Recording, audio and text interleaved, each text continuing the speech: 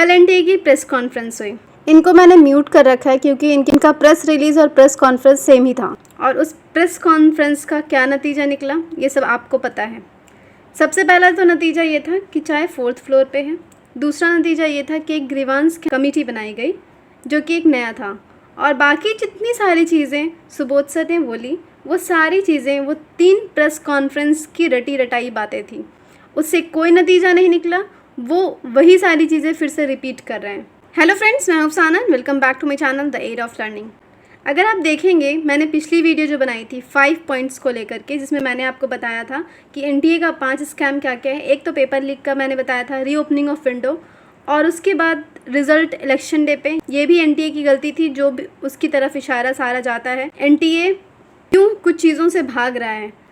और उसके बाद ग्रेस मार्क्स का एक नया चक्कर जो है वो चला है। उसके बाद 67 टॉपर्स और 718 719 मार्क्स, जो कि बेसिकली शुरू से ही चलता आ रहा है।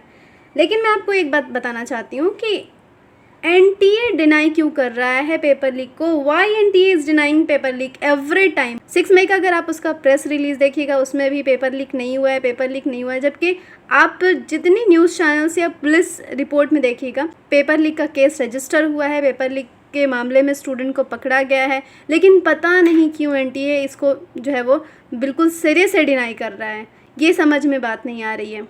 और कल जो प्रेस कॉन्फ्रेंस हुआ उसमें भी एनटीए ने पेपर लीक को डिनाई किया। वो ऐसा क्यों कर रहा है? एनटीए ऐसा क्यों कर रहा है?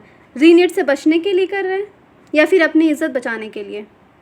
अभी मैं एक न्यूज़ देख रही थी, उसमें एनटीए वाले कह रहे हैं कि हमारे पास कोई न्यूज़ ही नहीं है, कोई रिकॉर्ड ही नहीं है पेपर लीक का, तो हम कैसे मान लें कि पेपर लीक हुआ है। अरे भाई, क्या आप लोग न्यूज़ नहीं देखते? क्या आप लोग पेपर जो न्यूज़ में आई है कि पुलिस ने रिपोर्ट किया है, तो क्या आप लोग इतने बिल्कुल दुनिया से अनजान है कि आपको कुछ पता ही नहीं है, कुछ जानते ही नहीं हैं आप? न्यूज़ में ये बात है, पुलिस के पास एफआईआर है, स्टूडेंट ने कबूलनामा दिया है, जो पेपर लीक मामले में इन्वॉल्व थे उनका कबूलनामा है। उस बावजूद भी आप कह रहे हैं कि हमें कुछ मालूम ही नहीं है। आपको तो जब न्यूज़ में बात आई थी तभी आपको इस पर एक्शन लेना चाहिए था। उसके बावजूद भी ये कह रहे हैं कि पेपर लीक नहीं हुआ है। पता नहीं है दुनिया पर रहने वाले प्राणी है अभी नहीं है।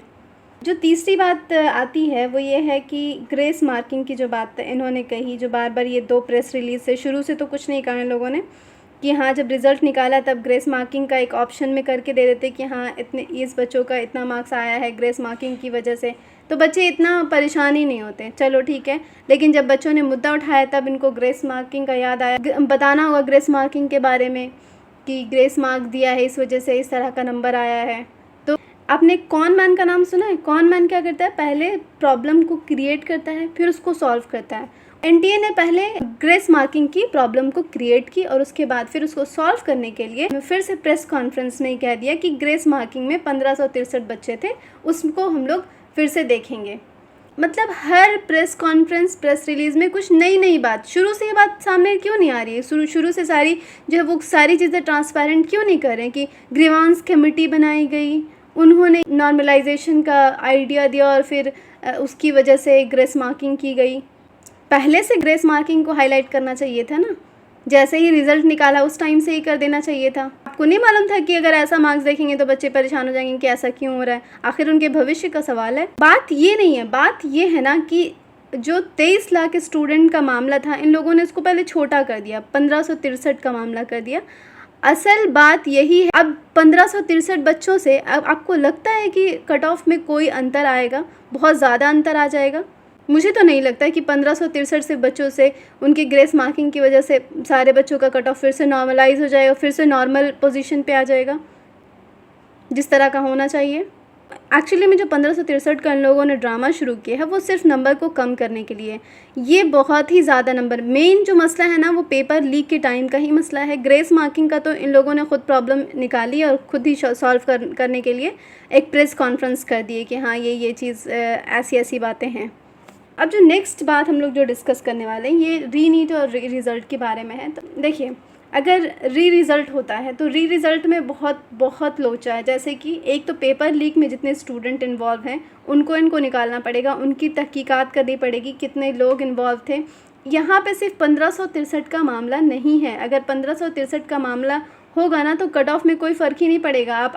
आप देखिएगा उसके बाद अगर री रिज़ल्ट होता भी है तो उसमें कोई फ़र्क नहीं पड़ेगा। असल मामला तो वो पेपर लीक में जो स्टूडेंट इन्वॉल्व हैं, और उसमें जो है ना बहुत बड़े अमाउंट में स्टूडेंट इन्वॉल्व हैं। जो पेपर लीक वाले स्टूडेंट हैं, असल उनकी ही वजह से ये सारी चीज़ें हो रही हैं। ग्रेस मार्किंग की तो बात बाद में आई है। तो री रिज़ल्ट में अगर आप देखेंगे तो री रिज़ल्ट में अगर 1563 बच्चों को हटा दिया भी जाए तो भी कट ऑफ में कोई फ़र्क नहीं पड़ेगा, ज़्यादा फ़र्क नहीं पड़ेगा। फ़र्क तो पड़ेगा पर थोड़ा, बिल्कुल मिनिमम फ़र्क पड़ेगा। असल जो मसला है वो पेपर लीक का मसला है, उसकी वजह से कट ऑफ इतनी ज़्यादा हाई जा रही है।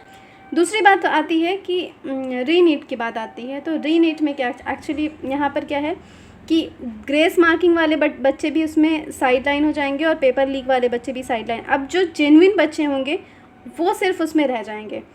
उसके बाद जो रिज़ल्ट आएगा वो सिर्फ जेन्युइन बच्चों का होगा, और जेन्युइन रिज़ल्ट होगा, जेन्युइन मार्क्स होगा, जेन्युइन रैंक होगा उसका। हमारा जो सिस्टम है ना वो ऐसा नहीं है, वो कोई अमीर आदमी का अगर कोई बेटा हो या फिर अमीर आदमी का कोई केस हो तो उसमें हर चीज़ काम करने लगती है। लेकिन यहाँ पे तो स्टूडेंट्स हैं, नॉर्मल स्टूडेंट हैं, उनके लिए क्यों इतनी जल्दी जल्दी काम होगा? उनके लिए ना ही वो बच्चे पकड़े जाएंगे, ना ही वो बच्चे पकड़ाएंगे जो इस चीज़ में इन्वॉल्व थे। री रिज़ल्ट में इन लोगों को बहुत ज़्यादा मेहनत करनी पड़ेगी। अब ये देखना है कि सुप्रीम कोर्ट क्या डिसीज़न लेता है इस मामले पे, क्योंकि केस तो वहाँ चला ही गया है। बेस्ट ऑप्शन तो यही है कि री रिज़ल्ट हो, लेकिन री रिज़ल्ट में भी मामला सही नहीं हो पाएगा जैसा आप लोग सोच रहे हैं कि कट ऑफ जो है नॉर्मल हो जाएगा। ऐसा कुछ नहीं होगा। आप लोगों से मेरी दरख्वास्त है कि आप लोग जो है वो थोड़ा पेशेंस बनाए रखें और इसी तरह से आवाज़ उठाते रहें। होपफुली कुछ न कुछ तो होगा। मेन बात यह है कि बात इस बार की सिर्फ नहीं है, बात आगे की भी है। आगे भी ऐसे मामले हो सकते हैं, आगे भी इन लोगों की और ज़्यादा हिम्मत हो सकती है कि ऐसा कुछ करें। ठीक है, फिर मिलते हैं नेक्स्ट वीडियो में। अपना ख्याल रखिएगा। बाय बाय, अल्लाह हाफ़िज़ एंड टेक केयर।